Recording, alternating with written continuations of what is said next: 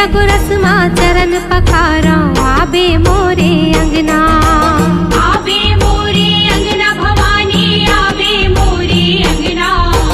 कई चगुरसमा चरण पखारा आबे मोरे अंगना। झूपत झूपत हो झूपत झूपत हो चली आबे हो मैया बघवा माँ चढ़ के मोरे द्वार। महामाई ओ मैया महिमा है तोरे अपरंपार। चले आबे हो मैया बघवा माँ चढ़ के मोरे द्वार। महामाई हो मैया महिमा है तोरे अपरंपार।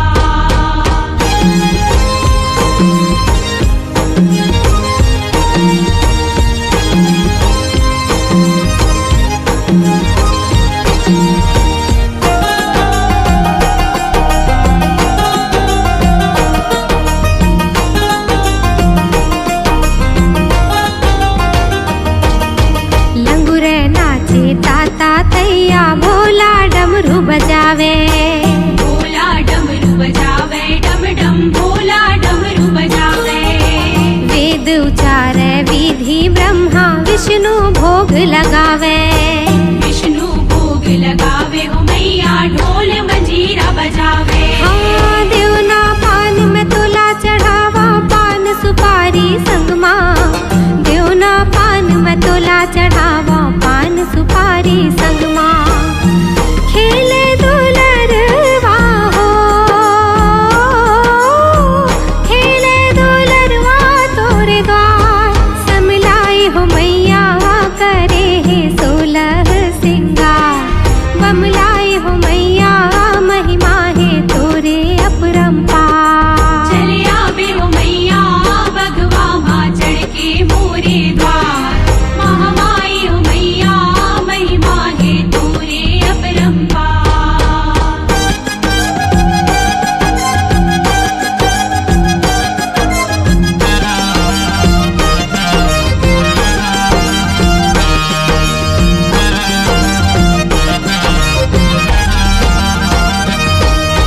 हाथ में त्रिशूल खड़ग धरे माँ लाल चुनरिया साजे।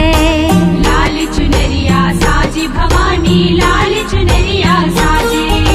नाक नथुनिया कान में कुंडल पाँव में पैजनिया बाजे। पाँव में पैजनिया बाजे भवानी पाँव में पैजनिया बाजे। हाँ चरण में चंदन शीस नवावे लाल मंदार चढ़ावे। चरण में चंदन शीस नवावे लाल मंदार चढ़ावे। जय काली खप्पर वाली हो जय काली खप्पर वाली हो। जगदम्बे भवानी कर लेते मोरो ला स्वीकार।